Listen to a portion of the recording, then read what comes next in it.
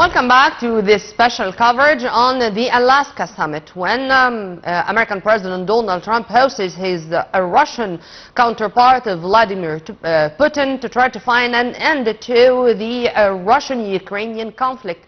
Will this going to end the bloodshed or the conflict which started in February 2022 and caused a lot of other negative impacts on whether the European continent or the whole world?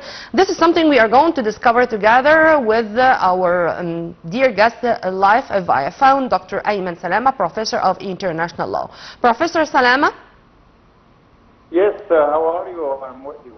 Yes. Hello, sir. A very good evening. All eyes were directed to Alaska, sir, and to the summit which took place between American President Donald Trump and Russian President Vladimir Putin, and whether the statements which were released by Trump or by Putin, they said that it was very much constructive, and Putin himself said that he had discussed with Trump Ukraine peace on what he called fair basis. How do you see this description by Putin, sir? But first of all, I would like to confirm that there were some high expectations that there would be a tangible or prominent breakthrough in the dilemma or settlement between Ukraine and Russia, and also with the American administration.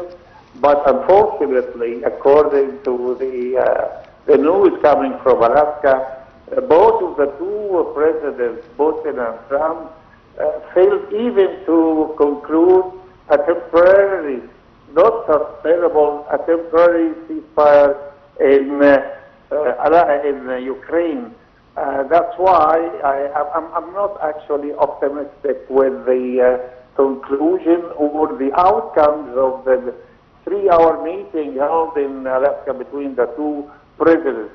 Concerning Putin, President Putin offered or presented a very solid and confirmed political situation, political stance to the American president. When he mentioned that no withdrawal from Crimea, Donbass, some other occupied territories by the Russian troops in 2020. This is number one, and also he confirmed that any peace agreement, not the ceasefire agreement, any peace agreement must conclude a neutral Ukraine, and also inhibiting or preventing Ukraine from joining or engagement in the NATO. But so, sir, if you permit me to interrupt here, many officials who were very close to the discussions or the summit said that simply Trump wants a fast deal at any price. And for the first time, Trump said simply, Russia is a very big power and Ukraine is not. How do you see both sentences together? Is this to say that really they are going to work to ink a deal in the very near future, or still there are only rhetoric phrases to be said after the summit? Thank you for such an objective question. President Trump reiterated the praising of President Putin being a friend, etc. And President Trump also, since last year, confirmed that a peace agreement to conclude the war in Ukraine is very tangible, is handy, and he said that I'm able to be an effective broker, effective mediator to do that. All these, in addition to the diplomatic statements by Trump that the meeting today yesterday in Alaska was fruitful and productive, in my opinion, all of these statements do not actually build a peace. Build a peace must undermine all the or overcome the discrepancies, which are very, very many discrepancies between the two rivals, Russia and Ukraine. So, again, I would like to confirm that in the short term, in this year, I mean 2025, I do not think that there will be a tangible peace agreement regarding or bearing in mind the very solid stance also of the European community, I mean European community, which confirmed today that there must be solid and effective security guarantees for Ukraine. The security guarantees are very important, but before going to them, sir, as they were already listed or discussed, is the intervention of the Europeans going to be an obstacle on the way? Because for the French presidency said that the leaders of Britain, France and Germany would host a video call on Sunday for their so-called coalition of the willing to discuss steps towards peace in Ukraine. This is going to be only a day before Zelensky is going to head on Monday to the United States to have his share in these talks. How do you see the European intervention?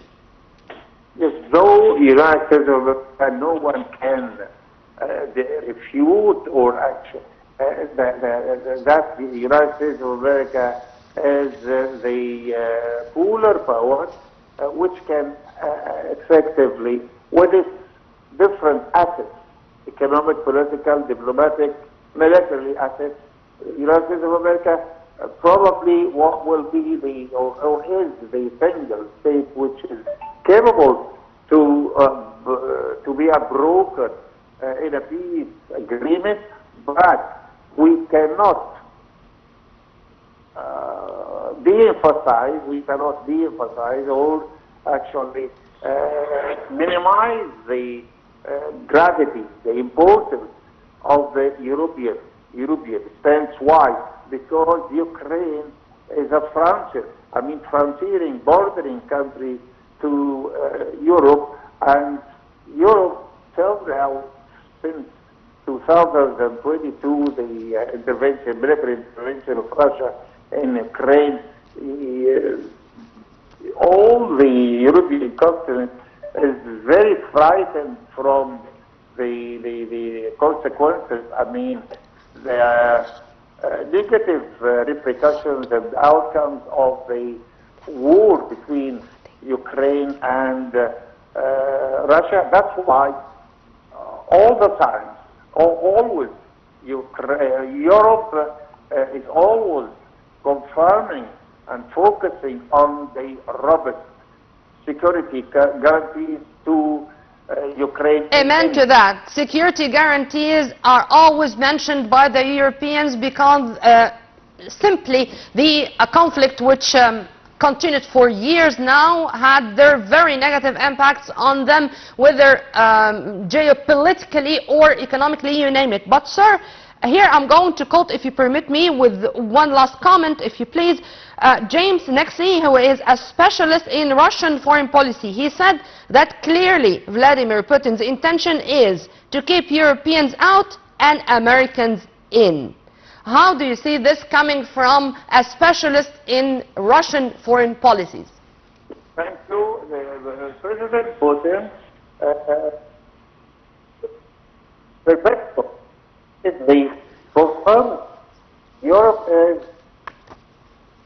or not which impede and hinder any negotiation in the security arrest between the two rivals, Ukraine and Russia. That's why President Putin thinks that the United States of America stands towards Russia in particular is more flexible and more understanding than stands.